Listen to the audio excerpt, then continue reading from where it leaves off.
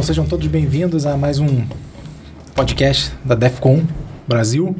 Hoje estamos aqui com a visita ilustre do nosso amigo Marcelo Sperandil, fundador da ETC, Sperandil Tactical Concept.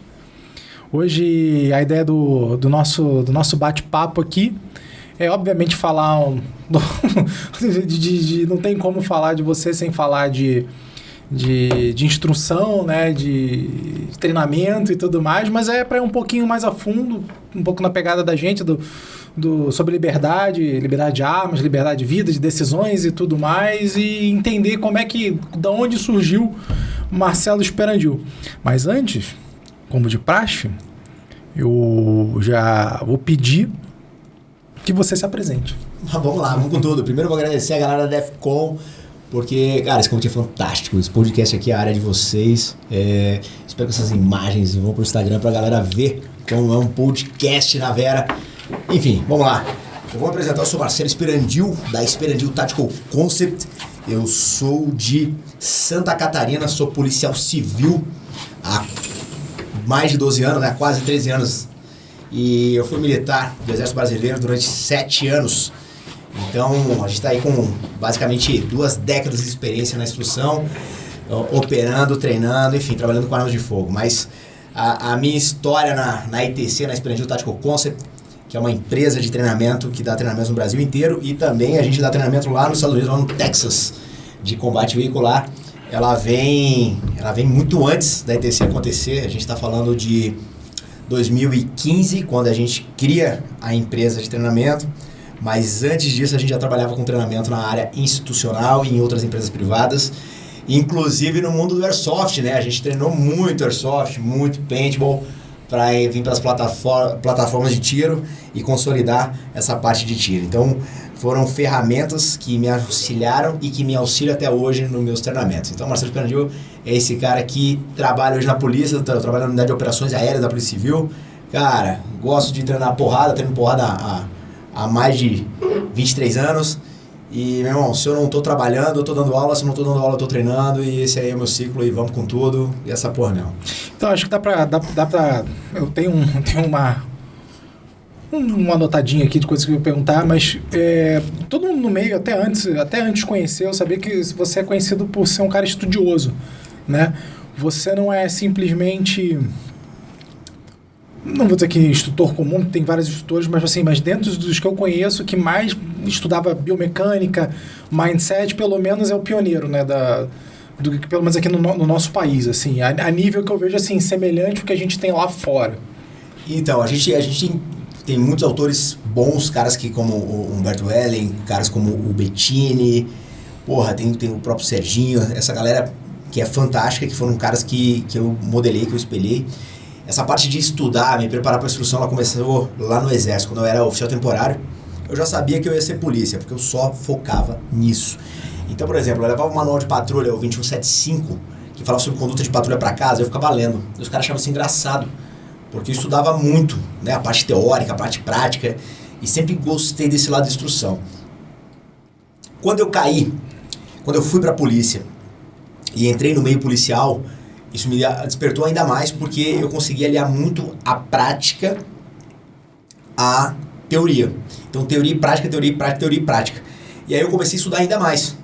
E um dos ramos foi cair para a parte da psicologia do comportamento, a parte da neurociência, comportamento motor, a biomecânica, porque isso começou a complementar. Eu sempre tive essa vontade de entender por que as coisas eram desse jeito. Cara, por que o meu reflexo é tentar me defender? Por que o meu reflexo é congelar na frente de uma ameaça?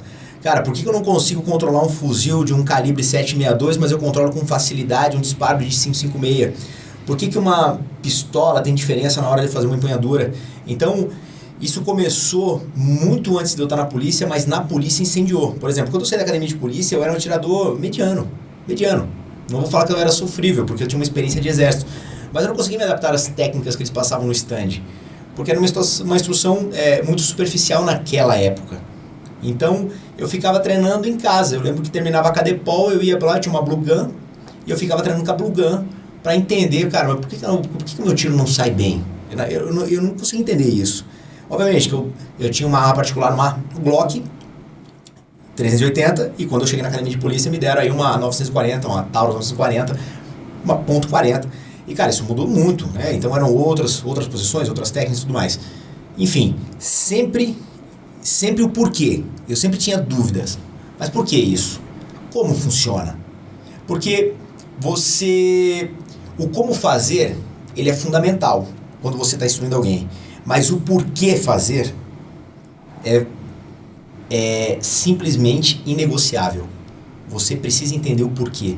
E eu vou acrescentar um terceiro elemento. Eu posso falar o como, o porquê e o quando.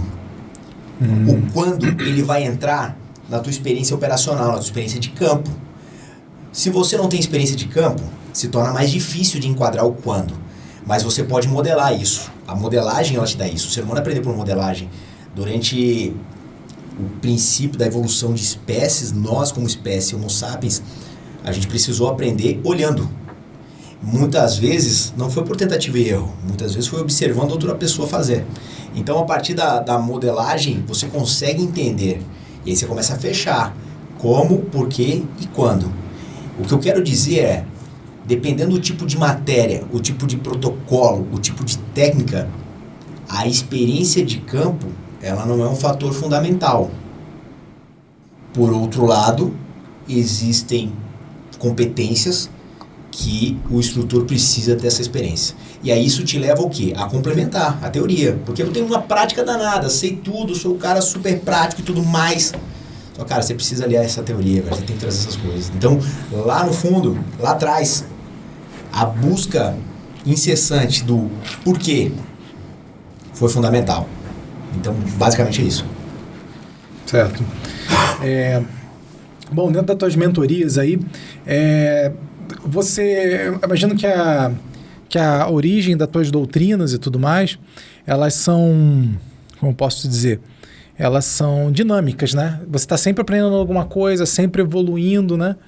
E quais origens, assim, você falou do pessoal daqui, onde você além de, como é que se diz, além das doutrinas nacionais, onde que você costuma beber? De que fontes você bebe para melhorar? Eu sei que você falou que faz treinamento fora e tudo mais, no Texas. Cara, isso é fantástico. Eu tive várias oportunidades, né? A minha trajetória na polícia começou em 2008 e isso abriu muitas portas para mim. Então, por exemplo, eu tive a oportunidade de treinar com os caras do Marsoc durante 45 dias lá no Rio de Janeiro. Pô, que legal. Isso foi fantástico, porque eu dei 10 mil disparos em 45 dias. É raríssimo pro Brasil, né? Os caras tinham tudo, eu tirei de barra, tirei de 556, explosivo na porta pra caralho, granada luz e som, os caras tinham colha. Então, nessa época você estava no COP? Nessa época eu era da COP eu ainda não era da COP de Santa Catarina, eu estava em Blumenau. Aí eu tirei minhas férias, ganhei minha liberação e fui. E aí eu tive uma experiência de como é que os gringos treinam. Então os caras são extremamente profissionais. Porque você chega para um policial ou um militar brasileiro, de regra, você vai perguntar pro cara quantas vezes ele treina por semana, ele vai falar que nenhuma. Mas você pergunta para ele quantas vezes ele joga bola, ele fala que ele joga bola 3 vezes por semana. É verdade. Aí você pergunta se o cara é profissional em futebol ou se ele é profissional em segurança pública. Ele vai dizer que ele é de segurança pública, mas ele não mexe na arma dele. Então você viu os gringos no intervalo treinando, cara, sacando a arma. E aí eu já curtia isso, porque eu já modelava caras lá de fora pelo YouTube. O que hoje a galera acha que aprende alguma coisa através de vídeos, cara, eu faço isso há mais de 10 anos. Então eu pegava o Chris Costa e o Travis Haley, eu botava pra derreter. E todo mundo achava engraçado. Hoje todo mundo faz a mesma coisa, tenta copiar essa porra. Só que o Travis e o Chris já ficaram pra trás, cara, já tem outros caras melhores. Na verdade, eles perderam o hype. Então, essa foi a minha primeira experiência com os gringos. Eu tive experiência também com os caras do FBI, eu treinei com os caras do Hostile Rescue Team, que é o melhor time de resgate de reféns do mundo. HIT, né? HIT. HRT. HRT. Eu fui treinar com esses caras do Peru, fazer um curso de sobrevivência policial com esses caras. E foi fantástico, cara, uma experiência foda. Dá uma palhinha aí, cara. Porra, cara, os caras falavam sobre atirador ativo, sobre doutrina de CQB, falavam sobre tiro. As duas maiores mensagens do curso foi a seguinte: a primeira é o que te faz voltar pra casa. Eu uso esse bordão sempre que eu posso nas minhas instruções ou ao final delas. Cara, o que te motiva a voltar pra casa? Algo te motiva a voltar pra casa. Cara, pode ser o PlayStation, a TV a cabo, o cachorro, a mulher. Talvez nessa ordem, talvez não. Mas algo te faz voltar pra casa. É por isso que você treina. Você não tá treinando por você não tá treinando pra ter uma foto bacana no Instagram. Você não tá treinando pra ter um bom vídeo. Você tá treinando, cara, pra um bem maior, voltar pra casa. Porque alguém tá te esperando. esse foi o primeiro ponto. O segundo ponto foi, cara, treine com o que você tem. Cara, se você não tem uma arma de fogo, você usa uma Blue Gun, você usa um Airsoft. Outro dia eu recebi uma mensagem, o cara usava um vidro de perfume para poder simular uma arma. Cara, qual é a diferença entre um cara que tá no stand atirando com uma arma de fogo e um cara que tá no lado dele mentalizando o treinamento? Não há diferença nenhuma. O teu cérebro, a neurociência explica isso, a visualização, o voo mental ou o ensaio mental daquilo que você está fazendo naquela técnica, não há diferença nenhuma se a tua arma é uma arma de brinquedo ou se a tua arma é uma arma real. Por quê? Porque a arma simplesmente serve para você colocar o seu foco integral naquilo que você está exercitando ou executando. Então, a visualização, o voo mental já é usado na aviação há décadas. E no tiro é fundamental. Eu uso isso na luta, no jiu-jitsu. Então, você mentaliza, você visualiza o que você quer executar da forma mais correta possível e aquilo é computado no teu cérebro como uma execução. Aquilo vai no mundo real. O atirador de PSC, ele passa na pista usando algo que ele chama de walking through, que é passar a pista sem sacar a arma do coldre, fazendo como se fosse uma arma imaginária na mão e treinando o que ele vai executar. Ele simplesmente está ensaiando o roteiro dele. Cara, isso vale como um treino. Então, quanto mais foco você coloca no treino, melhor. E o americano tem isso muito bem consolidado. Por isso que eles já usam paintball, airsoft, simunition há décadas. E no Brasil a gente está descendo das árvores agora achando que, caralho, eu acho que é bom. Eu imagino que você está por dentro de tudo, né? Ou muito próximo desse meio. Até estava vendo um vídeo recentemente do próprio Travis Haley e do Lucas Botkin, especialmente por causa da falta de munição nos Estados Unidos. Eles falam, olha, não tem nada de errado. Obviamente, se você quiser treinar uma... Como é que eu posso dizer? Com arma de fogo, você vai controlar recuo, mas o resto tudo com airsoft, com cabo de vassoura, você faz igual. Até porque eles até brincaram, fazendo o pessoal no exército antigamente pegava da tua época, né? O pau de fogo, pô, e treinava igual, né, cara? Hoje em dia a gente tem um monte de coisa, então não tem por que ter preconceito, né? Se é uma ofensa, depende de como você usa, né? Ou por diversão, ou para treinamento, né? Cara, interessante. 90% do treinamento, do meu treinamento, ele é treinamento em seco. 90%. Isso quer dizer que eu atiro muito pouco. Mas quando eu atiro, eu erro pouco. Porque já está consolidada a técnica. Tirando o ciclo do disparo, que é recuperação do centro de pontaria, gestão de recuo e gestão de gatilho, todo o resto, tática, técnica e protocolo, pode ser treinado em seco. Então, só o ciclo do disparo, que consiste nesses 3 pontos, que eu não consigo trabalhar numa arma de airsoft ou numa Blue Gun. No demais, eu faço tudo. Cara, é engraçado porque no jiu-jitsu, eu treino na Gracie Barra, na Headquarters lá de Florianópolis. Certo. Nós temos bonecos, cara. Nós temos bonecos que eles se moldam, então eu consigo treinar uma passagem de guarda, uma guarda fechada, uma raspagem, qualquer outra coisa. Por conta do Covid, que não pode ter essa interação pessoas com pessoas. Cara, e o princípio é o mesmo. E, cara, quando eu não tinha um boneco, eu treinava, por exemplo, num saco de pancadas no solo para fazer drills. Sim. Então, o drill da luta, que a gente vê os caras de MMA, de UFC treinando, cara, é o nosso drill em seco. Os caras usam isso para tocar porrada na vera. E o camarada não quer usar uma pistola de airsoft para treinar, uma Blue Gun, uma arma descarregada, achando que ele não vai ter ganho. É uma mentalidade muito pequena. Mas isso se dá por conta do quê? 2 motivos. Mentalidade e cultura. A mentalidade de achar que, cara, isso não vai funcionar. E a cultura de replicar o que ele aprendeu, seguir a tradição. É um problema muito sério. Você segue a tradição. Isso acontece em feudos de formação, em academias de polícia de um modo geral. Eu aprendi desse jeito, me tornei um instrutor e agora continuo replicando desse jeito. Até porque dá muito trabalho estudar. Quando eu boto a bunda na cadeira e vou atrás de novas coisas, porque eu estou bebendo na fonte dos caras que eu conheço, dos contatos, dos feedbacks, analisando os vídeos, vendo o que os caras estão falando. Então, o que acontece? Quando eu trago algo novo, e essa é a proposta da ETC, quebrar paradigmas, pensa na quantidade de pedrada, porque é muito fácil falar o que todo mundo fala.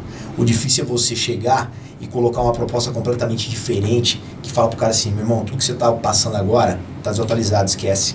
Então você vai tomar porrada, você vai ter haters, você vai ter cara que vai estar falando que não funciona. O cara nunca entrou na linha. Às vezes o cara faz um comentário na minha rede social, e aí eu vou aproveitar para essa galera que tá ouvindo. Cara, a rede social, de quem trabalha com rede social, como por exemplo a ETC, ela tá ali para expor o conteúdo que eu tenho para informar e simplesmente a minha opinião. Eu não estou ali para saber a tua opinião. Cara, se você é meu hater e vai lá xingar, você vai ser bloqueado e deletado. Eu não tô ali para ouvir a tua opinião. Se você quiser contestar o que eu tô falando, você vem pra minha linha, treina comigo, e aí você vai ter argumentos e capacidade de falar. Isso é uma coisa interessante que você colocou, né? A gente já fez algumas conversas aqui com o Charnesk, que se tornou um grande amigo nosso aqui, e específico dele, no teu caso, o dele é até mais característico, porque ele é oriundo da luta, ele nem policial é. Mas você vê, é um cara que hoje em dia é super reconhecido, né? Tá com o projeto AGOG dele lá no AGOG, né? Lá agora para São Paulo, lá na base Armalite.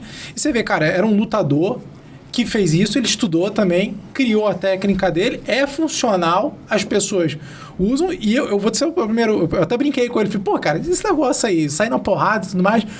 E aí eu comecei a entender, cara, tem a técnica, obviamente, né? Mas tem a questão do mindset, né? De você abrir a sua cabeça para tentar uma coisa nova e tentar enxergar de outro lado. As pessoas, em via de regra, né? É um problema do ser humano, né? Julga muito rápido. Eu não sou diferente, mas é um esforço muito grande de você tentar... Não, peraí. Deixa eu conhecer. Deixa eu testar. Como é que eu vou falar se eu gosto ou se eu não gosto? Né? Ou se você gosta ou não gosta, o problema é teu. Mas, pô, guarda a tua opinião pra você, né? Não ganha nada. Todo mundo quer ter voz e não quer mostrar serviço, né? Então, isso é algo muito interessante, né? O Charnesk, ele tem isso muito forte. Eu falo que a grande vantagem dele é a loucura, né? O mindset dele é baseado na loucura. Então, ele é fantástico. Não para. Vai ter que matar ele pra parar ele. O que acontece com o ser humano de maneira geral, cara? O ser humano tem algo que a gente chama de fluência. Fluência é a capacidade do teu cérebro tem de fazer conexões e entender o que está na sua volta. Entender a sua realidade. Quando você vem com uma novidade muito grande, o teu cérebro não consegue fazer deduções rápidas. Isso afeta a tua sobrevivência como espécie. Porque você gasta muita energia tentando chegar numa análise ou deduzindo algo, enfim. Por isso que uma boa tendência é baseada numa velha tendência. Não existe grandes novidades, existe algo novo a partir do velho. Porque quando você traz algo realmente novo, do zero, você impacta demais. E a resistência do ser humano é porque ele não consegue dar fluência a isso. Então o que ele faz? Ele fala assim, cara, tá errado, ele ignora. Isso é algo chamado de dissonância cognitiva, que é quando você esquece qualquer argumento baseado na razão, ignora isso e fala, não, cara, o que eu tô falando tá certo, o que o outro está falando tá errado, e foda-se. Vira tribalismo, né? A contra B, né? A contra B. Então, o que acontece? Qual é o grande problema disso? O problema disso é que a gente está lutando contra um recurso da nossa espécie de nos manter vivos. Que é o quê? Cara, se você reconhece algo, um animal, numa savana, é porque ele não te matou da última vez que você viu ele. Então, você sobreviveu a ele. Quando você vê um animal novo, e você olha, caralho, será que ele vai me atacar ou não? Esse é o grande problema. Então, quando você chega com uma novidade, é muito comum que o cara fale, cara, isso não vai dar certo. Isso está errado. Quando ele tenta digerir aquilo ali, ele não consegue digerir porque ele não tem fluência naquela conectividade de ideias, ele vai entrar com a dissonância cognitiva, que é uma resposta do ego dele, que fala o seguinte, cara, esse cara está errado, ignore tudo que ele está falando, só o que você fala é certo. Eu dou um exemplo clássico da garrafa de Coca-Cola com a Coca-Cola dentro. Isso é um refrigerante. Só que, para um cara com dissonância cognitiva, a única coisa que existe como refrigerante no planeta Terra é uma garrafa incolor com um rótulo vermelho e um líquido preto dentro, que nós chamamos de Coca-Cola. Quando eu apresento para ele Sprite, Fanta ou qualquer outro tipo de refrigerante, ele vai olhar para aquilo e falar, não, cara, Fanta não é refrigerante. Refrigerante é uma garrafa incolor com rótulo vermelho e um líquido preto. Então ele precisa melhorar as referências e ele precisa ter um coração e a mente aberta. Qual é o nosso problema? Cara, é que você não consegue discutir de maneira racional com alguém que está em dissonância cognitiva. Então, você vai ter hater? Cara, você vai ter hater. Você vai ter cara que vai fazer contrapontos? Sim. Você vai ter cara que vai criar objeções? Sim. O que eu acho fantástico do Charnesk, ele fala o seguinte, cara, vem pra minha linha e prova que eu tô errado. E é o que eu gosto de fazer também na minha linha. Cara, você acha que tá errado? Vem, experimenta o que eu tô fazendo e aí você vai ter base para poder criticar. Porque tudo que é feito na linha DTC, tudo, simplesmente tudo, tem uma base teórica baseada em neurociência, biomecânica, psicologia do comportamento humano, comportamento motor e prática de pista, de quem estava lá e fez. Tá, vamos lá. Agora que você falou do TC. Bom, eu anotei algumas coisas assim que eu queria perguntar, né? qual as principais plataformas de treinamento e virtudes e problemas? Voltando àquele paralelo que a gente falou. Vamos lá. As plataformas. Eu vou entrar com... Vamos entrar com Paintball? Vamos começar? Pode. A evolução? Não. Pode ser do Paint, pode ser... Não precisa nem ser a arma, assim. Às vezes o próprio YouTube, quando eu digo plataforma, em geral. De maneira geral? De maneira geral. Eu vou falar sobre plataformas de treinamento e depois eu jogo para mídias, fechado? Fechou, ótimo. Vamos lá. A gente vai começar nas evoluções, né? O que aconteceu com o treinamento... Como é que começou a interação de treinamento Force on Force, por exemplo, né? Force on Force é o conceito de força contra força que o Malha em breve vai explanar muito bem isso aí. Deus quiser. Na década de 80... os policiais americanos, as grandes agências começaram a trabalhar com a interação pessoa com pessoa. Para isso, o recurso utilizado foi o paintball. Por quê? Porque uma década antes, na década de 70, foi a década onde mais morreram policiais. Como é que eles reverteram isso? Através do treinamento e do equipamento. Só que o treinamento teve que mudar a sua metodologia. O treinamento em stand, ele era um treinamento estático que não visava a realidade. Então, ele não conseguia complementar, ou ele não conseguia suprir as demandas que aconteciam no mundo real. E é uma realidade até hoje, tá? No Brasil ainda acontece, mas beleza. Eles começaram a usar alvos interativos. Em 1984, a corte americana já fala o seguinte: você já tem que usar alvos com fotos de pessoas armadas, para melhorar o tempo de reação dos policiais e, com isso, dar uma resposta mais assertiva. Então, menos gente baleada. Quando for utilizar a arma, vai ser utilizado no modo que deve ser utilizado e quando deve ser utilizado, enfim. Então os caras começaram a trabalhar com isso e aí foram pro paintball, né? Saíram dos alvos, que já é uma coisa bem bacana, alvos fotográficos, e entraram no paintball. Cara, o paintball foi a tua primeira ferramenta. Só que o paintball ele tem um problema sério com relação à falha da simulação. Porque parece que você tá jogando com um secador de cabelo. Você tem uma limitação de cenário, onde eu não posso colocar em qualquer cenário, porque vai sujar tudo, vai quebrar. E eu preciso de alguns equipamentos como máscara e tudo mais. Então o paintball ele sai um pouquinho da realidade, mas ele é uma boa ferramenta. Cara, eu utilizei muito paintball. Desde 2003 eu já utilizo o paintball nas minhas instruções. Desde 2003. Lá no Exército. Beleza. Aí a gente dá um passo um pouco à frente e entra com o Airsoft, né? O que é o Airsoft? São armas de pressão que trabalham com ação de mola ou ação de gás, que veio lá do Japão. Confere? É isso mesmo, tá certo. Por conta do impedimento dos caras terem armas reais, então eles trabalham com armas de brinquedo, entre aspas, proporcionais a uma arma real. E aí o cara tem qualquer arma que ele quiser, só que ela solta uma bolinha, uma esfera de 6mm a 270 pés por segundo.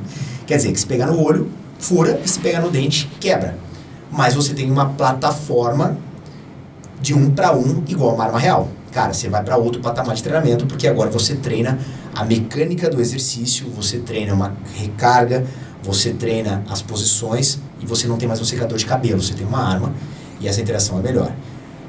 O fato de você ter uma bolinha de PVC e não uma bolinha de tinta facilita o quê? A aplicação de qualquer cenário. Então eu posso fazer um cenário simulado dentro de um shopping, como aconteceu comigo quando eu vim fazer o curso do Grupo Tigre aqui no Paraná, onde a gente fez uma retomada do shopping por conta de atirador ativo, uma simulação. Eu posso fazer dentro do meu carro, fazendo um confronto com um VCQB, por exemplo, um carjacking. Enfim, fica muito mais fácil. É barato e é limpo. O custo é muito baixo. A gente está falando de um saco com 4.000 bolinhas, em torno de 100 reais. 150 para dia de hoje. 150 reais, vamos lá. O que acontece? A gente vai próximo patamar, a gente entra numa coisa chamada D7, que é um equipamento de simulação a laser.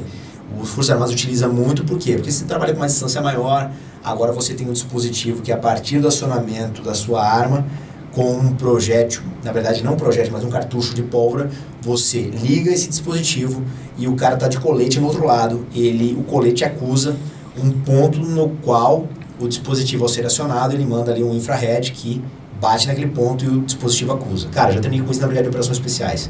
É fantástico? É, mas tem muita falha da simulação. Eu ainda fico com o Airsoft, mas a gente está na cadeia evolutiva. Depois os caras entraram com uma coisa chamada Stress Vest. O que é isso? Cara, é um colete que você usa, só que quando você toma um disparo, aquela porra te dá um choque e dói. Então já é um outro patamar, porque você consegue regular a intensidade da dor. É bom pelo feedback. Esse feedback é fundamental.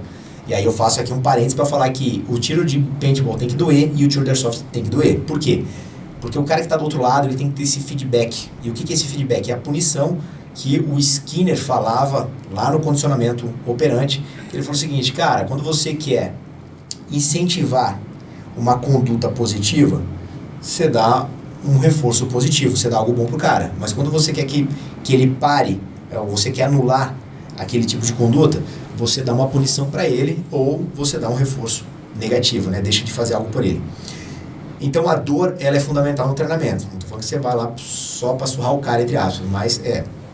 E aí a gente vai para o último patamar, que é o Simunition. O Simunition no Brasil é novidade, né? Novidade que eu digo já está há uns 10 anos aí com a gente, mas está em unidades mais especializadas, como o corte da Polícia Federal, por exemplo, comandos anfíbios, enfim. O que acontece com o Simunition? Cara, agora você tem a sua plataforma, a sua arma real, com uma munição, com um projétil de tinta, que ele vai fazer a mesma coisa que um projétil real faz, que eu digo de funcionamento de arma.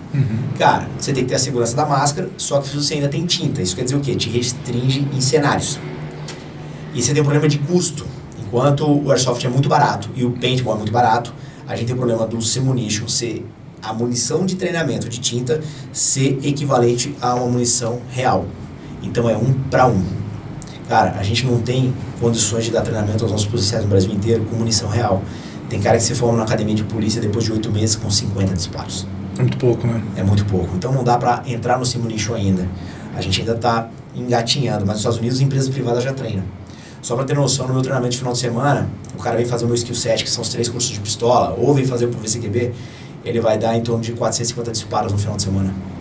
É bastante para nossa realidade. Bastante. É o maior treinamento do Brasil hoje, de treinamento focado em operadores privados. E é legal porque os Estados Unidos trabalha com treinamento privado desde 1974. Quando tiveram incidente de New Hall, os caras viram, cara, tá uma merda, o treinamento em academia, o treinamento institucional de agências, tá uma bosta. Aí o que eles fizeram? Pegaram os grandes expoentes e esses caras começaram a dar aulas particulares. Esses caras mudaram a doutrina de treinamento no mundo da atividade policial. E o que tem a ver isso hoje com a gente? Simples. Quando eu saio para dar aula em São Paulo, quando eu saio para dar aula no Norte, quando eu saio para o Nordeste, qualquer outro lugar, eu vou ensinar aquilo que eu considero como uma verdade. Independente da minha instituição ensinar aquilo ou não. O que vale é o que eu pesquisei, o que eu trabalhei, o que eu já usei. Então eu não estou amarrado doutrinariamente com a minha instituição. Eu vou passar o que tem de mais moderno através daquilo que eu fui atrás. Então esse é um ponto fundamental. A gente falou sobre plataformas de treinamento. Vamos falar de mídias? Vamos, de mídia, vamos aí. Tem coisa para perguntar. Tem coisa, vamos embora. Vamos lá, o que acontece com as mídias? Cara, as mídias são fantásticas. Só que a gente está tendo uma enxurrada de informação. Na verdade, se você não souber filtrar do que vem... Isso vale para tudo, né? Diga-se de passagem. Para qualquer coisa. Cara, é incrível. A gente vive... O que acontece? Vamos entender um ponto da civilização humana. A gente teve uma era agrícola, na verdade, um pouco antes da Revolução Industrial, onde o que mandava eram as terras. Então era fundamental. Cara, quanto mais terras, mais poder ele tinha. Depois a gente entrou na Revolução Industrial, no finalzinho aí do século XIX, e isso mudou a dinâmica. O capital se tornou o poder. Então, quanto mais capital, mais poder. Aí a gente entrou na era da internet, os caras do Vale do Silício botaram para arrepiar, e a gente entrou numa coisa chamada era da informação. A era da informação, ela trouxe informação para todo mundo. E fácil. Então, antes da internet, o cara que fazia uma faculdade, o conhecimento dele perdurava durante 25 anos. Cara, não tinha internet na época. O que você aprendeu na faculdade, naqueles 5 anos fazendo direito ou qualquer outra coisa, você poderia manter aquele conhecimento durante 25 anos, porque ele ia estar ali inalterado, não ia ter muita mudança. O problema é que depois do advento da internet, o conhecimento que você aprende num banco acadêmico, ele dura 3 anos. Olha lá. Isso quer dizer o quê? Que o cara que está na faculdade de Direito... Já está defasado quando está se formando, né? Cara, eu peguei isso. Eu peguei a mudança do novo Código Civil no meio da minha faculdade. A gente aprendia o antigo e o novo. Eu falei, caralho, mas por quê? Vai embora. Não, você tem que saber a comparação do que era e do que é. Eu falei, mas quando eu me formar, só vai estar valendo o que é. Não interessa o que era, né? Mas a mentalidade é essa. Só que a gente precisa entender também o que é um banco escolar, né? Um banco escolar, ela é feita... Você vai para a escola para quê? Você vai para a escola para ganhar educação? Não, cara, educação você ganha em casa. Você vai para aprender ensino, né?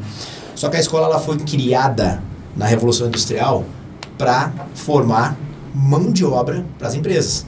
Então, né, Rockefeller, Ford, esses caras aí criaram as escolas para falar o seguinte, cara, pensa no seguinte, eu preciso que no final você não seja um pensador, você seja um apertador de parafuso. Você vai trabalhar numa linha de produção. Como é que funciona a linha de produção? Primeira série, segunda série, terceira série. Por que começa às 7h30 da manhã e acaba às 11h30? Porque turno de trabalho. Turno de trabalho. Faz sentido, eu nunca parei pra pensar nisso. Cara, o que acontece numa linha de produção, se eu chegar num horário, você chegar em outro e o outro chegar em outro. Cara, fudeu, a linha para. Então, a gente repete esse padrão há mais de 100 anos. Quer dizer, todo mundo chega às 7h30, todo mundo vai embora às 11h30, porque a linha de produção não pode parar. E você aprende a obedecer a um professor, a levantar a mão para pedir algo, a respeitar o que é dito, a decorar manual, porque você é um apertador de parafuso. Então, quer dizer, todos nós somos, né, cara? A gente conseguiu fugir desse mundo. Ainda não. Ainda não, a próxima geração vai. Com certeza. Então, o que acontece? Quando você pega essa dinâmica da era da informação, onde a informação muda, você precisa entender o seguinte, cara, quais são as fontes que você busca? Porque a gente tem agora vários mestres Jedi falando várias coisas, e tudo bem. Só que é muita informação. Era da desinformação. Era da desinformação. E é interessante que tem cara que fala assim, ó, não, eu não vou produzir conteúdo porque o vagabundo vai ver o conteúdo. Não, meu amigo, você é um vadio incompetente que não... Posso falar qualquer coisa aqui? O que você quiser, aqui é liberdade, casa da liberdade, mesmo? Pode arrebentar. Foda-se os haters. Estou aqui, ó. Ali, ó. Eu prefiro que é a liberdade perigosa do que escravidão pacífica. É isso aí. Meu irmão, eu tô o Darth Vader agora, foda-se. Então é o seguinte, meu irmão, você é vadio e incompetente, você não tem capacidade de fazer conteúdo e você se fudeu, porque você levantou a bandeira que você não vai fazer conteúdo, te fode. Daqui 3 anos, quem não tiver na internet tá fora, meu irmão. Não vai mais vender curso, não vai mais passar nada. Ou você produz conteúdo ou você tá fudido. Só que você levantou uma bandeira até agora que você não quer mais produzir conteúdo, você se fudeu. Carrega essa bandeira até o final. Você tá em extinção, você é um dinossauro. Voltando. Cara, é muita informação. Um vagabundo hoje não vai pra internet ver no YouTube. Ele compra um policial e bota esse policial pra treinar. Quando a gente tem uma porrada de casos aí, de cara que sai da força, que sai da sua instituição, meu irmão, e vai trabalhar pra ladrão. Esse é o ponto. Eu quero saber o seguinte, quantos caras de bem eu atinjo produzindo conteúdo? Muito mais, né? Quantos caras eu já salvei por causa de um torniquete? Vou te falar vários, perdi a contagem. Quantos caras o Maniglia, né? O Doc Maniglia atingiu. Quantos caras você... Cara, eu recebo feedback todo dia. Ou não vou falar todo dia, eu vou falar toda semana. De caras que usou alguma coisa que aprendeu comigo, ou na minha linha ou fora dela. E, porra, cara, e fez a diferença. Pode ser um torniquete, pode ser usar uma arma, uma lanterna, como já aconteceu na defesa do lar. Mas o ponto é, essa quantidade de informação, cara, como é que você sabe o que funciona e o que não funciona? E aí tá o problema. Eu vou dar o primeiro ponto. Cara, conheça seu instrutor, conheça o seu canal. É cara, isso que eu ia te perguntar também. Continue. Quem é o canal, cara? Quem tá falando? Quem é esse cara? Qual a experiência dele? Quais as principais virtudes de um bom instrutor professor? Pronto, aí já encaixa, aí já então precisamos voltar. Cara, eu vi um post essa semana, o cara botou ali, né? Botou, porra, andragogia pura. Não, foi blá, blá, blá, blá, blá. Cara, esquece blá, blá, blá. Vou te falar, se eu não sou capaz de gerar uma mudança de comportamento em você, cara, eu sou um professor bosta. Porque a gente não tá mais na era da informação. A gente tá na era da transformação. O que a minha informação pode transformar na sua vida? Porque quando você vem pra minha linha, cara, eu vou te dar uma imersão de treinamento de 40 horas no final de semana. E esse é o maior curso do Brasil. 40 horas de treinamento full. Que você vai sair dali, você não quer saber se você tá atingindo o alvo ou se você tá sendo o cara mais rápido da linha. Você vai sair dali falando o seguinte, cara, eu preciso me preparar melhor, eu preciso de um equipamento melhor, eu tenho que dar mais atenção, minha família tem que entender o protocolo que eu tô fazendo aqui. E, cara, andar na rua sozinho é foda pra caralho, velho. É pior do que há 200 mil anos atrás andar numa savana cheia de leão. Então você tem uma mudança de comportamento que não tá só com a sua habilidade ou com a sua competência. Tem a ver com tudo que orbita dentro de um treinamento, de uma defesa pessoal, da proteção da sua família, de um APH, enfim. Essa é a sacada. Então, quais são as competências do instrutor? Ele precisa de uma única competência: capacidade de transformar o aluno que vem para a linha dele. E ele só vai fazer isso como? Com conhecimento técnico absurdo? Não. Conhecimento técnico é a parte fácil. Gerar a transformação é a parte difícil. Então, se ele não for um cara multidisciplinar e não dominar outras habilidades, dentre elas a da comunicação, um português bem falado, uma entonação de voz, uma boa retórica, se fazer entender, né? Se fazer entender, capacidade de simplificar processo, ter uma empatia, cara, esquece. Sabe por quê? Porque o que te trouxe até aqui não te leva adiante, meu. Lembra da faculdade? Em 3 anos acaba tudo. Pois é, meu amigo. O que te trouxe até aqui já era. E tem um monte de cara bom chegando que tá engolindo um monte de dinossauro. Porque o cara acha que porque ele fez alguma coisa, meu amigo, você não pode viver do passado. Você pode deixar um legado. É isso que a gente busca. Cara, qual é o teu propósito? Porque qual é a diferença entre um propósito e uma meta?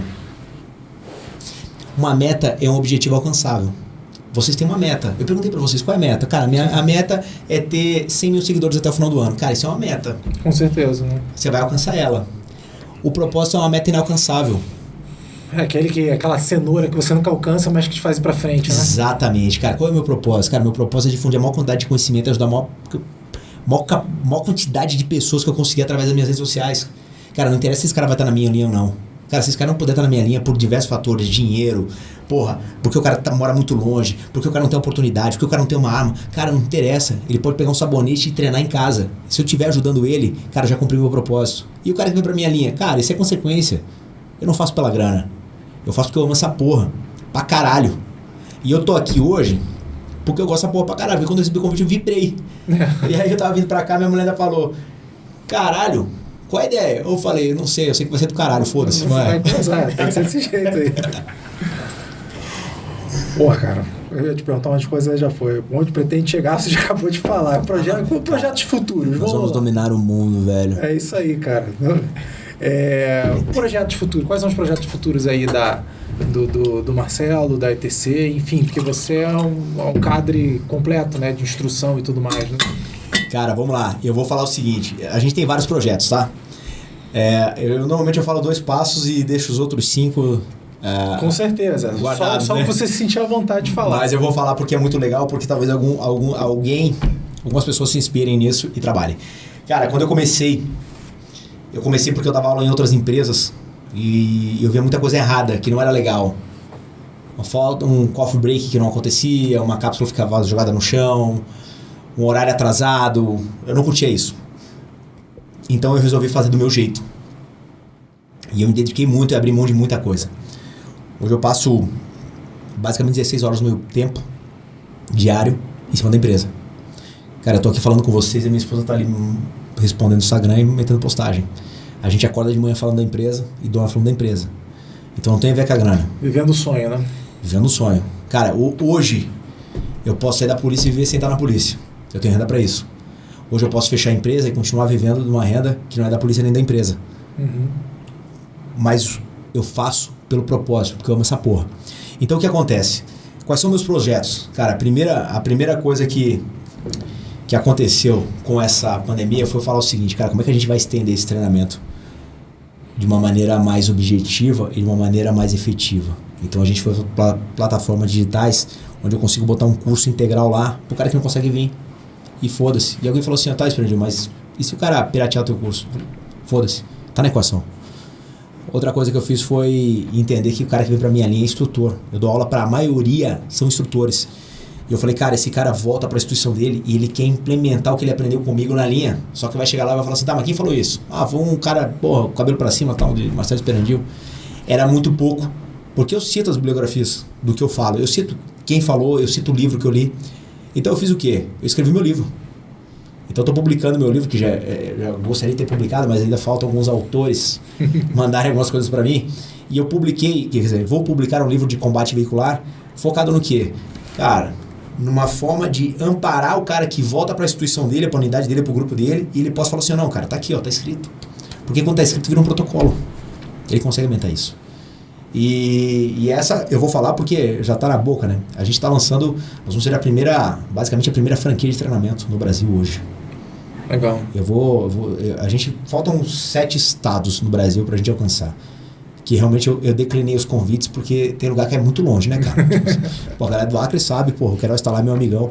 Mas, porra, irmão, Acre é longe pra caralho, velho. Tem dinossauro nessa porra, não dá. Então o que acontece? Eu vou colocar as franquias da ETC e com isso eu consigo alavancar os caras, os instrutores que estão no nível regional. O que acontece no mundo do tiro, cara? O mundo do tiro é muito parecido com o mundo do Airsoft, viu? Tem muito ego. Tem muito ego, os caras brigam, pô, quem tem um pito maior, caralho. Então o que acontece? Cara, em vez de a gente parar pra falar mal dos outros e ficar se gladiando, cara, eu não curto. Trabalhar junto, fazer força multiplier, né? Meu irmão, nós vamos multiplicar a força, é o seguinte, vai ser a maior irmandade de treinamento que o Brasil já teve, porque um ajuda o outro. Quando a maré sobe, ela levanta todos os barcos, cara. E a maré vai subir forte. Então a gente vai levantar todos os barcos mesmo. Por quê? Porque eu vou preparar esses caras para darem aula, para dar o mesmo treinamento que a ETC daqui. E deixa eu te perguntar uma coisa. Teus treinamentos, eu sei que você é do background de polícia, né, e militar, mas e pro cidadão normal? Como é que é? Hoje em dia, como é que é o equilíbrio entre o CAC ou alguém que simplesmente quer voltar para casa? Como você falou, não interessa a origem, o cara quer voltar para casa ou proteger a sua casa. Esse cara tem espaço dentro do teu sonho, né?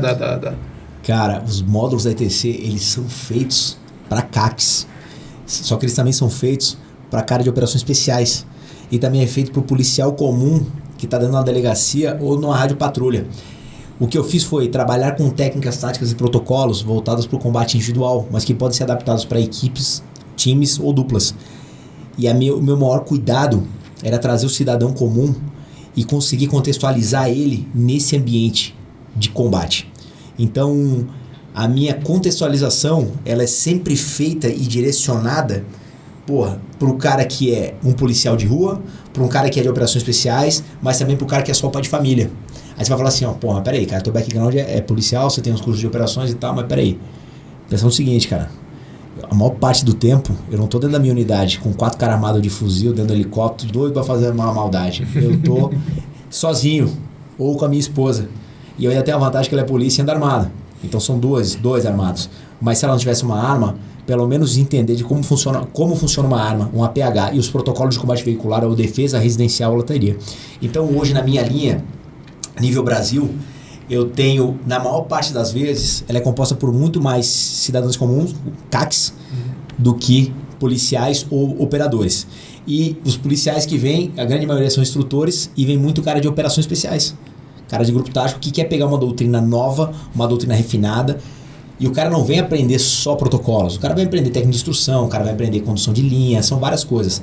Mas sim, cara, eu tenho todo o cuidado em todos os módulos da ITC, todos eles, fazer uma boa adaptação e contextualização focada no CAC. Tá certo. Aliás, eu sou CAC, né? A minha esposa também, pô. Também tem que ser, né? Pra tirar com outras coisas fora do serviço, né? Pra você ter outros armamentos. É mais fácil comprar uma com CAC e com polícia, viu? É sim. Vai por mim. Acredita. Olha, o exército tá sem papel. Hoje eu não tô conseguindo tirar a minha porque tá sem papel. Tá sendo meu craque, mas tudo bem. Vamos lá. Tem algumas perguntas aqui. Um dos motes os principais motes aqui da DEFCON é liberdade, disciplina e responsabilidade, né? Então, dentro disso, eu vou te perguntar, algumas até em função da questão dos CACs, né? Como é que você enxerga o aumento da procura da população civil armada? E o que você acha desse fenômeno? O que se dá isso? Você é um estudioso e todos acabam possíveis clientes, né? Cara, eu acho fantástico porque eu venho de uma família onde meu pai sempre teve uma arma. Meu pai sempre teve uma arma. Meu pai tinha um porte, aquele porte que era dado na delegacia, aquele porte estadual. Meu pai viajava muito e deixava uma arma em casa, outra com ele. E meu pai nunca foi para um stand atirar. Mas ele tinha uma arma e numa situação onde o cara tentou pular o portão e invadir lá em casa, ele meteu bala e foda-se, e é isso aí. Cara, eu vejo com bons olhos porque eu sou pró-armas. E eu não tô nem ligando pro cara que vem pra minha linha. Não tem a ver com isso. Tem a ver que um cidadão armado é uma força multiplicadora. Independente do background. Independente do background, cara, ele pode sair de um balcão de farmácia ou ele pode estar atendendo num caixa de supermercado. Cara, eu vivi essa experiência nos Estados Unidos quando teve uma alteração no supermercado onde eu estava, lá no Las Vegas. E, cara, puta que pariu, um berreiro, meu irmão, segurança tentando controlar o cara. Eu olhei, não encontrei minha esposa, eu olhei pra Liz, cara, cadê ela? E eu fui na direção da Movuca, eu falei, meu irmão, vou lá fazer meu nome. Se precisar, a gente... Depois que eu me liguei, eu falei, cara, Estados Unidos tem um histórico fudido de atirador ativo. Eu tô desarmado. Uhum. Na hora eu me lembrei, caralho, mas talvez o cara possa estar uma arma. E agora? Nisso veio um cidadão empurrando um carrinho com open carry. Porra, uma Glock 45, meu, na cintura. Olhando pra mim, rindo e olhando pro cara. Eu falei, velho, agora eu tô tranquilo. Tem um cara armado. Eu não quero saber se ele é militar, policial, civil. Tem um cara armado. E se não fizer nada, eu tomo a arma dele e faço. Mas foi muito legal, porque os caras controlaram o maluco lá que tava alterado. E eu parei pra conversar com esse cara. Eu trocando ideia com ele. Eu falei, cara, você é policial? Ele, não, cara, eu sou cidadão comum. Eu falei, você tá armado? Ele, tô. Eu falei, caralho, cara, que maneiro, hein? Cara, a sensação de segurança foi muito boa. Foi muito boa. Então, assim, não me interessa se o cara do meu lado ele tem uma carteira funcional, um distintivo. Interessa que esse cara tenha uma arma, saiba usar e esteja na disposição de defender os direitos dele. Então eu quero que muita gente ande armada, porque já tem muito ladrão armado. E o cidadão de bem ele é um refém, cara. Não tem nada pra se defender, nada. Não dá pra carregar um policial, não dá pra carregar o esperandinho no bolso, né? Porra, meu irmão, eu brinco, cara, até pra nós que estamos na atividade, pros policiais que estão de folga, cara, a gente mora num país que, cara, você tem um índice de guerra civil, cara. Quer dizer, você tem números maiores que da Síria. Em 10 anos o Brasil teve uma taxa de homicídio que superou 30 vezes todos os países da Europa. Pena que por razões força, mas o Marlon tava aqui, porque ia ser um papo legal, né, aqui com ele, né, porque, Rio de Janeiro, meu amigo. Não, cada cidadão brasileiro de bem pagador de imposto, devia ter uma arma, velho, porque isso é o que vai garantir a segurança dele e da família dele, meu. Porque ninguém virá te ajudar. Não tô falando que a polícia não virá, mas vai ser muito tarde. Eu tive uma situação há dias atrás onde eu precisei do apoio. Cara, demorou mais de 10 minutos para o apoio chegar. E você é policial? E eu pedi prioridade, só que eu tava na minha folga quando o cara tentou levar o meu carro e eu fui fazer uma abordagem. E, cara, pensa como evolui uma coisa de uma hora para outra. Então, assim, mesmo estando armado, mesmo eu estando controlando o local, mesmo com o cara já no chão, cara, ainda assim eu fico inseguro, porque eu tô sozinho. E não tenho. Você precisa trabalhar em equipe, só que lembre-se, ninguém vai te ajudar. Você é a primeira e a última linha de defesa, né? Exatamente, sua e da sua família, né? Exatamente. Vamos lá. Qual conselho você daria para o cidadão que pretende de maneira legal se armar, independente da finalidade? Cara, tudo legal. A primeira coisa que eu perguntaria para ele é o seguinte, cara, você está disposto a mudar o seu estado mental para carregar uma arma? Porque não é o fato de carregar uma arma, é você mudar o mindset. A atitude mental é tudo. Então você está disposto a usar essa arma se for preciso? Porque você carregar ela pelo glamour de carregar uma arma, porque não tem glamour nenhum, ou pelo empoderamento que uma arma te dá.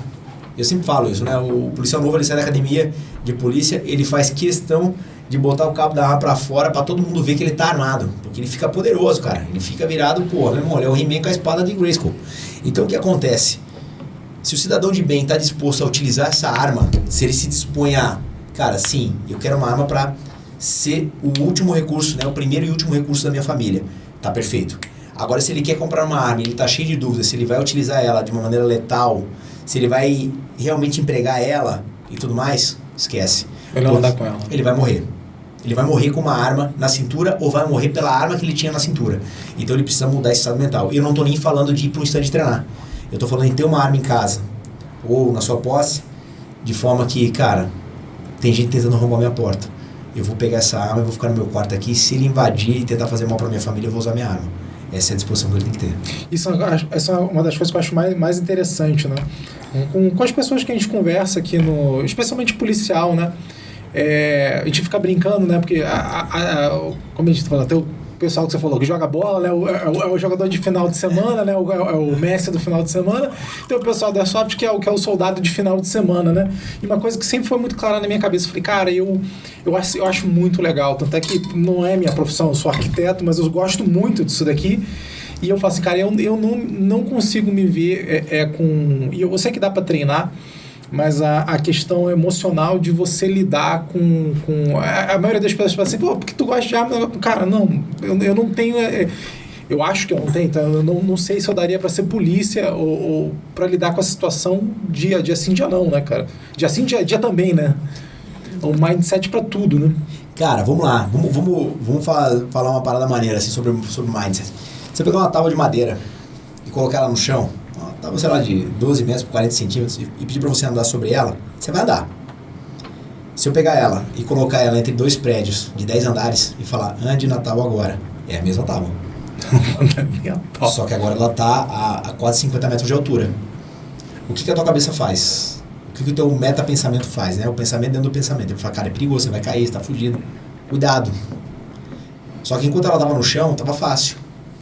O que você precisa fazer? Você precisa adequar a técnica à situação. Então, o que o americano utiliza um conceito chamado inoculação do stress. O que é essa inoculação do stress? Cara, Você vai se preparando através de treinamento force on force, através de estudo de caso, através de simulações, cenários baseados em realidade, para você se adaptar àquele cenário. Cara, o ser humano não consegue aprender tudo por tentativa e erro. Por que ele não consegue aprender tudo por tentativa e erro? Cara, porque é simples. É perigoso pra cacete. Você manda o cara saltar num prédio de 10 andares para ver se ele vai morrer ou não, ele só vai ter uma tentativa. Então ele sabe pela lei da física e pelos resultados anteriores dos outros idiotas que saltaram que ele vai morrer. Tá. Nem sempre você tem experiência para executar aquilo. Se a gente tivesse que ter experiência para executar qualquer tipo de técnica, sempre o homem não teria ido para a Lua. Me explica como a NASA chega na Lua se ninguém foi para a Lua antes dela. Perfeito? Então essa inoculação de estresse é algo que você consegue através do treinamento. O americano, ele forma um veterano, entre aspas, com 5 simulações. Quer dizer, o cara já está muito próximo do mundo real a partir daquilo. Então, o que o treinamento vai fazer? Cara, ele vai te colocar próximo daquilo. O que o mundo real te dá? A experiência de rua. Cara, a experiência de rua, ela pode te formar um cara muito bom ou simplesmente um idiota que está vivendo aquilo ali. Se você não transformar a experiência em expertise, esquece. Você só viveu aquilo e não aproveitou. Só que a experiência, ela potencializa, se você souber aprender com aquilo. Então, quando você pega um cara do salto de paraquedas, cara, por que o cara com 10 mil saltos, ele fala o seguinte, cara, chega, eu vou começar a fazer wing switch. Salta aquela roupa de coisa de maluco. Porra, coisa de maluco. Por quê? Porque ele já perdeu com 10 mil saltos, já falou assim, cara, saltar livre tá muito fácil, vou mudar. Ou ele joga o paraquedas e pula sozinho, sem nada pra pegar no meio do caminho, né? Tipo, sei lá, ficar pau da vida. Mas o que acontece pra nós no treinamento do mundo real? Cara, se você consegue trabalhar com cenários simulados, se você consegue trabalhar com force on force, tudo isso te prepara. Afinal de contas, você forma um policial com treinamento simulados, treinamento baseado em realidade, que às vezes nem é tanto assim quanto a gente acha, tá? Dependendo de onde você se forma, qual academia você frequenta. Mas, cara, dá pra fazer isso? Claro que dá. Potencializa, mentaliza. Cara, o processo mental é muito forte. A realidade, ela vai ser sempre a realidade. Mas você se preparar pra ela, você não precisa ter um distintivo. Não é isso que vai deixar você melhor ou pior. É a cabeça, né? Cabeça. E isso dá pra ser treinado, né? Exatamente. Tá, vamos lá. Tem uma pergunta que a gente sempre faz até, que eu gosto de fazer, né? O meio momento Maria Gabriela, né? O que é liberdade pra você? Quanto vale? E até onde você se sente disposto para ir para preservá-la. Eu acho que é fundamental, né? Talvez a arma é o que garante tua vida e tua liberdade, das coisas mais importantes na sua vida. Eu, pelo menos, acredito dessa maneira. Cara, você tem prioridades na sua vida. Prioridades.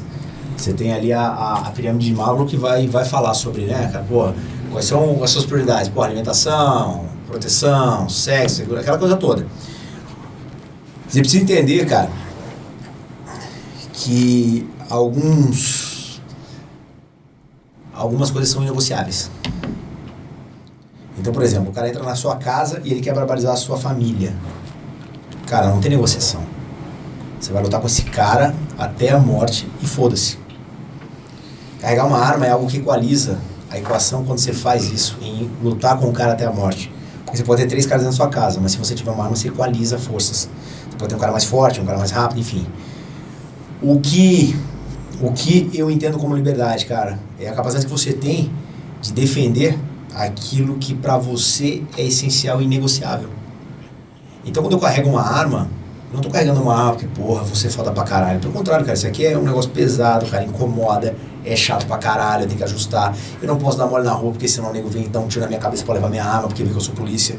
Cara, eu carrego uma arma para que ninguém imponha, e aí eu vou parafrasear o Dave Rodman, para que ninguém imponha a vontade dele sobre a minha, porque senão ele afeta a minha liberdade. E eu ainda tenho o dever legal e moral de defender um cara, um cidadão de bem, que não tem essa ferramenta que eu tenho, ou não tem o preparo que eu tenho, e que possa manter a liberdade dele. Então, quando eu carrego uma arma, eu não estou carregando uma arma só por mim, mas eu tenho responsabilidade por quem está em minha volta.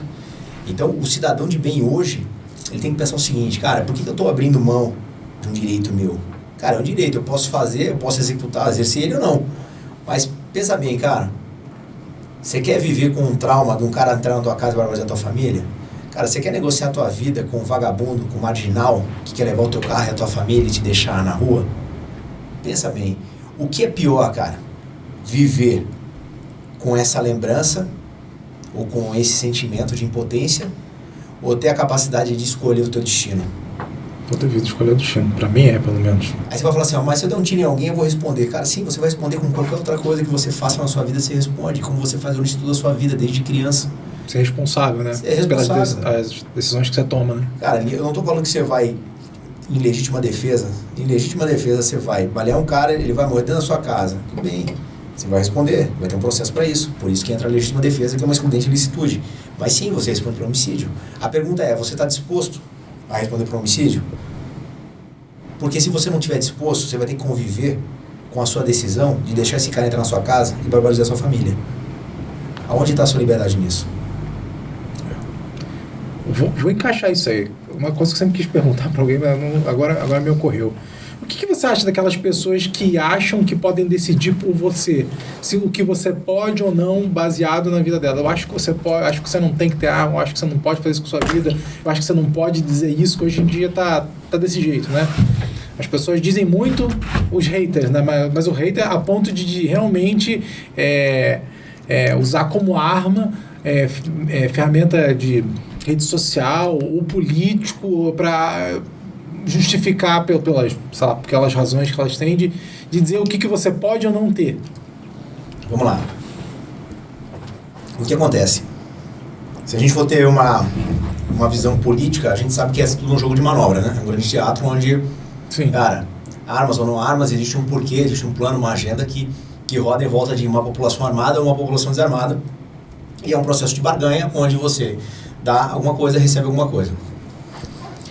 Cara, no entanto, a gente precisa entender que algumas garantias, alguns direitos são negociáveis. Sim. Quando eu quero proteger a minha vida, ou proteger minha propriedade, eu vou precisar de ferramentas. O ser humano trabalhou com isso. E houveram revoluções, basicamente, dentro da nossa espécie, que falou o seguinte, cara, primeiro os caras criaram as ferramentas. Isso potencializou a força de trabalho do ser humano. Então, vamos falar de uma revolução cognitiva. A primeira delas foi o quê? Cara, criar ferramentas para potencializar o teu trabalho. Depois disso, os caras adaptaram essas ferramentas para defesa. Sim. Para você poder lutar com predadores mais fortes e mais velozes que, cara, e extinguir a nossa espécie. Depois disso, os caras potencializaram as ferramentas em capacidade de percepção. Quer dizer, o cara criou uma lente onde ele conseguia ver como se fosse um binóculo, por exemplo. Ele criou um negócio que ele conseguia ouvir melhor. Onde eu quero chegar com tudo isso? Cara, a gente precisa entender como espécie que existem predadores lá fora. E o ser humano, ele é predatório do próprio ser humano. O homem é o lobo do homem. O homem é o lobo do homem, cara. O Hobbes fala sobre isso, né? Sim. E aí, é interessante falar que, cara, por que o cara vai falar pra mim o que eu posso ter e o que eu não posso ter? Porque não existe uma lógica, uma racionalidade nisso. Quer dizer, ele tá falando que eu não posso tomar na minha casa. É um exercício de poder, talvez, né? Exatamente, cara. Que tem algum poder sobre você. Olha, eu acho que... Porra, só que a espécie humana trabalha com ferramentas e usa isso como armas desde a nossa concepção de espécie. Quer dizer, era uma forma de se defender de predadores. Cara, existem predadores, claro. Enquanto tiver um marginal armado na rua... Ele é um predador. Ele é um predador. Por que esse cara vai definir quantas munições eu vou comprar ou que tipo de armas eu vou ter na minha casa? Não é porque eu sou policial que eu tenho o direito de ter uma arma e o cara que não é polícia, não tem distintivo, não tem. Cara, ele tem a arma dele. Ah, mas ele não pode ter o porte na rua. Cara, mas isso é outra discussão. Existem parâmetros para isso. Eu penso o seguinte, cara, o cara tem um porte de arma sendo civil, ele responde pelos atos dele. Se ele ameaçar alguém na rua, se ele der um tiro em alguém... Tem lei para isso, né? Cara, tem lei para isso. Tem lei para tudo. O que mais falta, o que não falta pra gente é lei para... Agora eu não quero que um cara fale o seguinte, cara, você pode comprar arma desse calibre, você pode comprar tantas munições. Quer dizer, eu precisei fazer um certificado de registro, né, como CAC, fumo atirador, para que eu possa comprar armas e eu possa comprar munição para eu treinar. E a minha esposa fez a mesma coisa. Quer dizer, eu tenho a minha arma institucional que eu não uso, aí eu tenho a minha arma particular no Sinarme e eu tenho a minha arma particular no Sigma, que é para eu poder ter uma arma de defesa e uma arma de treinamento e tudo certo. Beleza. Legal. Mas todo mundo tem que ter esse direito. E outra coisa, cara... Não pode ser discricionário, né? 25 anos, meu irmão, pra autorizar o cara a comprar uma arma de fogo? Cara, com 18 anos tem um monte de cara fazendo merda pra caralho, e 16 tem um monte de marginal fazendo merda pra caralho. 16 pode votar, pô, pode escolher os caras que vão te roubar. Aí o cidadão de bem, pagador de imposto, pagador de boleto, ele tem que esperar até os 25 pra comprar uma arma. Quer dizer, entre os 18 e os 25 ele vai vivendo no limbo, né, cara? Sim. Então, enfim. A mercê, né? É. Aqui, ó. Vamos lá, acho que vale a pena essa daqui. Até onde você acha que é papel do Estado garantir a sua segurança individual e até que ponto a sua própria responsabilidade de resguardar a sua família e como o seu trabalho entra nessa equação? A gente fala um pouquinho disso, mas eu acho que vale a pena. Cara, o Estado, ele tem que garantir a ordem pública, ele tem que garantir realmente a segurança, só que, cara, ele não pode estar dentro da tua casa. É difícil ele garantir a segurança dentro da tua casa. Quando eu falo de segurança pública, pensa no seguinte, cara, você faz um trabalho preventivo colocando policiais na rua, quer dizer, você previne que o crime aconteça, por quê? Porque tem um monte de policial na rua. Depois você faz um trabalho repressivo, que é quando o crime acontece, você vai buscar o cara, o infrator, e apurar, né, quem é o autor do delito e tudo mais. Só, cara, existe um gap entre isso, entre fazer a prevenção e a repressão. Porque quando eu estou num local onde não tem nenhum policial, quem garante a minha segurança? Porque a polícia e as forças de segurança não são onipresentes. Elas não podem estar em todos os lugares ao mesmo tempo. Não dá. É difícil até pra elas. Nem é bom, né? Nem é desejável, né? Nem é desejável. Ninguém quer, né, cara? Você não quer o tempo inteiro a polícia passando na sua rua. Penso eu. E não é porque você tá fazendo coisa errada, cara. É porque a gente tem uma cultura de Estado, cara, que, talvez seja opressor, talvez seja não sei o quê. Mas o que eu quero dizer é o seguinte. Eu acho legal ter uma viatura parada, tá lá na frente, num local onde dá, criminalidade alta pra caralho, ou os caras passam de vez em quando, eu acho fantástico. Só que eu sei, cara, que devido ao sistema, devido à quantidade de policiais na rua, devido a toda uma política, você não consegue ter, talvez, a eficácia que você gostaria que tivesse. Então a gente não está falando de um país como a Suíça, a gente não está falando como a Suécia, não, a gente está falando de um país como o Brasil, qual é a realidade do Brasil? Ladrão pra caralho na rua, nego que mata policial pra levar a arma dele, cara que mata policial pra ficar bem visto, e que se o cara consegue matar o policial como representante do Estado, o que ele faz com o cidadão de bem? E cara, se o cidadão de bem não pode contar com a polícia porque ela não está lá, e não por culpa dos policiais, por culpa de uma política maior, o que ele pode fazer ao alcance dele? Porque esse é o detalhe, cara. O detalhe não é o tamanho do problema. Não é o tamanho do problema. É como você pode resolver ele. E o que está no teu alcance para resolver ele? Quando eu saio para dar aula, eu sei que eu vou sair para dar aula e eu vou dar a melhor aula da minha vida naquele dia. Eu vou me dedicar com todas as minhas forças àquela turma que está ali me esperando, querendo aprender algo comigo. Cara, se vai chover, se vai dar sol ou se vai nevar, não interessa. E eu vou estar lá, 8h30 da manhã, começando a minha instrução. Com sol, chuva, calor, frio, neve, enfim. Vou estar lá. Então, a pergunta é: o que o cidadão de bem pode fazer para garantir a segurança dele quando o Estado não se faz presente? Não quando o Estado é omisso, quando ele não se faz presente por vários fatores. E aí você começa a entender que a responsabilidade de todos. Porque, cara, se você é meu vizinho e tem uma arma, e eu sou teu vizinho e tem uma arma, é vizinho e tem uma arma, todo mundo tem uma arma naquela rua, vai ficar ruim do ladrão entrar em qualquer uma das casas. E aí a gente tem uma rua segura. Quer dizer, cara, você tá fazendo a função da polícia? Não estou fazendo a função da polícia. Eu estou fazendo a função de cidadão defendendo meus direitos, seja minha propriedade, minha vida, enfim, garantir a proteção da minha família. Então, é complicado? É. Eu sei onde é que você quer chegar. É complicado. Agora, eu quero assistir um jogo de futebol sem que o cara daqui bancada do lado invada a minha. Sim. Só que eu não vou carregar uma arma pra fazer isso. Eu espero que a segurança que está lá naquele estádio garanta. Só que aí a gente está falando de público no geral, né? Quando eu falo na tua residência, na tua casa, acaba sendo mais você o responsável do que a segurança. A ideia é justamente, nunca ninguém tinha me respondido dessa maneira. Geralmente é enfática, né? Porque é uma pegadinha, né? Porque, entre aspas, você pode e deve garantir, mas de maneira passiva. A gente teve aqui o Dr. Jeffrey Chiquini, e ele deixou bem claro, ele fala assim: olha, você como cidadão, você não é policial, você tem que garantir a sua vida e da sua família, dos próximos. Se o cara está fazendo alguma coisa na rua, você não precisa, você não deve, é uma escolha sua, mas não deixa, não se mete. É isso aí. Entendeu? Ele tá certo. Eu falo isso pros alunos que vêm pra minha linha, pros CACs, eu falo assim, cara, olha só. Não seja herói. Não seja herói. Porque é complicado ser herói. Mesmo como policial, o cara ainda responde por várias coisas, né? A gente percebe isso. É difícil. Você carrega uma arma para a sua segurança e segurança da sua família. O que está acontecendo ali... mas eu tenho uma legítima defesa de terceiros. Cara, lembra o seguinte, sempre haverá uma sobrevivência jurídica após todos os fatos. E, cara, você tem o preparo para isso? Você não tem uma prerrogativa, uma atribuição para fazer, pô, não, vou lá evitar um assalto, cara. Não é para isso que você tem uma arma. É para sua segurança. É muito mais complexo. É isso. Então, acabou as perguntas. Eu queria saber se você... uma última reflexão, vamos lá. Vamos lá. Eu vou falar para os instrutores que estão chegando, já que a gente falou tanto de instrução.